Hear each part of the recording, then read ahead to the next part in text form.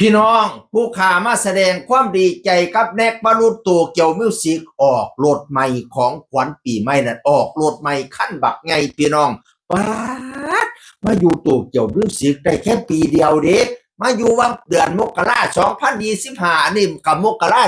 2026เนาะครบรอบ1 ปีนะครับที่แน็กมาอยู่โตเกียวมิวสิกขอบคุณบอสบิ๊กที่ติวุฒิวารุณที่มอบให้โอกาสผมได้มีอาชีพทำตามฝันดูแลครอบครัวขอบคุณแม่แอนแม่คิงที่คอยบอกสอนมาเสมอขอบคุณพ่อแม่เอฟซีสนับสนุนเน็กมาโดยตลอดมาสันวานาของขวัญชิ้นนี้ถือเป็นของขวัญที่ทุกคนได้มอบให้เน็กได้มาใช้ในการเดินทางทำมาหากินครับทำตามฝันต่อไปในอนาคตเด้อครับมาสันออกรถขั้นบักใหญ่ถ่ายรูปกูกันกับพ่อกับแม่แล้วก็เอารูปตั้งแต่ตอนเขามาอยู่กับผู้ใหญ่บ้านฟิเลนใหม่ๆเขาไปไหว้ผู้ใหญ่บ้านฟิเลนตั้งแต่มกราปีกายนี่พี่น้องขวบปีพอดีมาอยู่นี่โอ้ยจะเป็นหุงเฮี้ยงเลี้ยงเหลี่ยมให้เนาะได้รถเป็นขั้นปีเดียวได้รถแล้วพี่น้องแต่เฮาเจ้าคอยโอ้ยจักปียังสิได้ซื้อรถได้แล้วนะโอ้ยอ่อนซ่อนหายมันจะเลิศแต่เนาะบักหุงเฮี้ยงเลี้ยงเหลี่ยมมาปังมาดังมาหมานแต่เนาะคำเพิ่งอีพอก่อนเกี่ยวหมูตันพันหมูดอนเน็กบรรลุพี่น้องเลยนอกจากนั้นน่ะมอบเงินอีกเป็นชองถุงบักใหญ่ให้กับคุณพ่อคุณแม่ไปต่อเติมเฮียนซ่านไปปักปรุงอันเฮ็ดหลังคาใหม่ซะเด้อ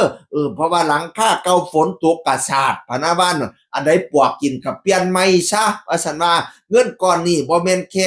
บ่ไม่ใช่แค่พลังจากเน็กคือพลังจากพ่อแม่ทุกคนที่เพิ่นเมตตาเน็กนำว่าซั่นว่านั่นน่ะ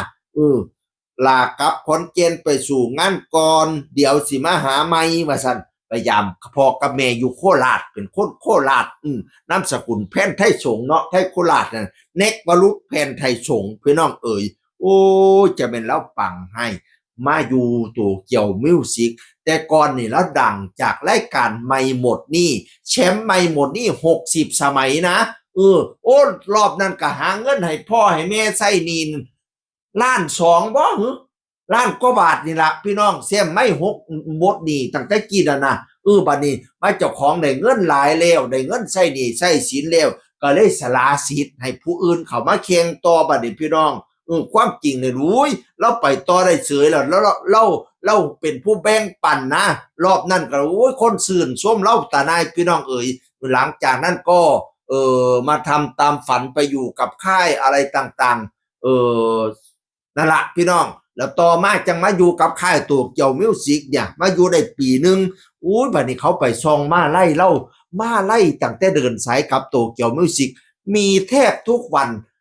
ละ10,000ขึ้นพี่น้องเอ๋ยแดงจึงคืนเขาเจ้าไปทายน่ะงานนั่นกะมีงานนี่กะมีไปจังหวัดพุ่นกับพ่วงบักใหญ่ไปจังหวัดพี่กับพ่วงบักใหญ่เขาเจ้าไล่เบิ่งแล้วตั้งแต่ออกอันเดินสายมาบ่จักเดือนได้เกียบล้านแล้วป๊าดมาปังมาดังมาหมานคักแต่คำเพียงอีพอ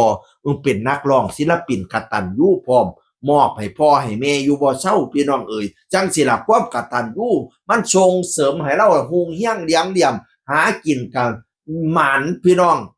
เงินคำแก้วไหลมากปานน้ำเก่งไปแสดงทั้งใดเอฟซีแตกจนล้นอังสนามย่ำเจ้าขึ้นห้านกระโดดเด้งถึงเวทีมีแต่คนมาได้คองน้ำข้อเต็มข้อเจ้าเงินไหลเขาเงินค่ำไหลเขาเต็มกระเป๋าล้นอังนั่งนับแบ่งแรงเศร้าจนมวยมือจังสิละมันเป็นเหตุจากความกตัญญูกตเวทีนั่นน่ะโอ้ยให้เจ้าปังให้เจ้าดังให้เจ้าโศกมันไปหนาเด้อบาราคำเพิ่งอีพอเอ่ยเน็กบรุษแผ่นไทยสงโตเกียวมิวสิกพี่น้องเอ๋ยเชียงคนเก่าเว้าสู่ฟังสวัสดีครับสวัสดีครับ